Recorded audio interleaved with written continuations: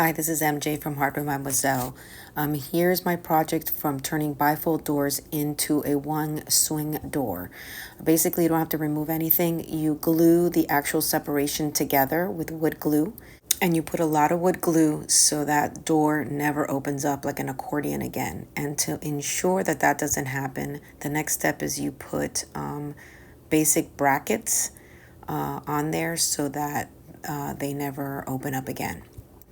Now I started cutting all of the moldings. I use this miter saw I have. It's amazing. It's tiny. It's portable. You could take it anywhere, and it's great for small projects. And basically, I cut all of the moldings in basically a frame design, so I could frame the door in the center and around the door, so it makes it look like it's an actual door that was from the factory like that. Now with wood glue, I started putting all the molding on, and then I used my nail gun, which is a lifesaver, and I adhered it to all of the sides and the frame in the center.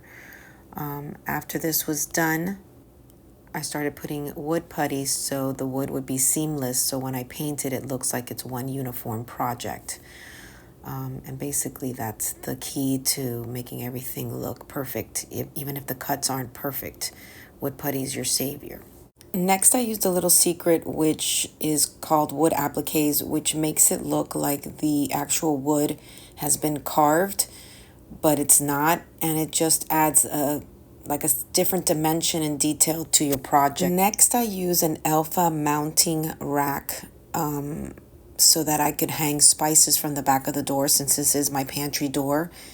And it's going to look amazing. You're going to see at the end of the project. Basically, this bracket holds little baskets, those baskets that you see there. Now I'm going to add a little bit more wood putty to cover the imperfections, and then now I'm going to move on to the front and add some more appliques. This one will make it look a little bit more vintage life. It's like Victorian type of applique, and that'll be that. And now I move on to painting, and of course I use chalk paint because it's a little bit duller, it's a little bit more matte, and I like the look of it. And it actually, when you try to distress it, it's a little bit easier to use, and it looks a little bit better for like a old-fashioned kind of look, which is what I'm looking for in this door that I'm doing now.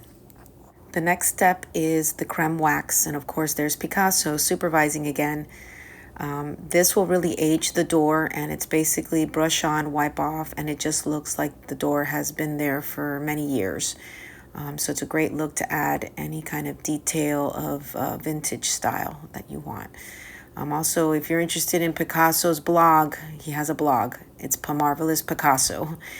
Now I'm doing the gold filigree accents. This actually gives the door a little pop, and it's just adding some gold paint all around in little corners to give it some more depth in the project.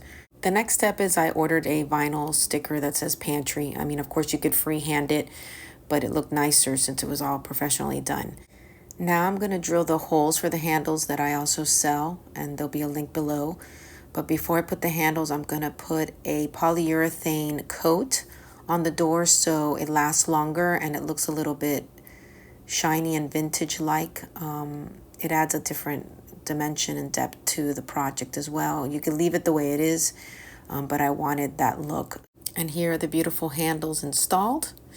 And now I'm ready to install the door. Basically, you just put it back on the same hinges that it came with, and now it just swings back and forth instead of opening like an accordion. And here is the finished product. I hope you liked it. And here it is open with the spice rack that I mentioned. So it all came together perfectly. So I hope you like my project and you do it yourself. Here are the items. And like I said, in the description below, I'll have all of those available. Thank you so much.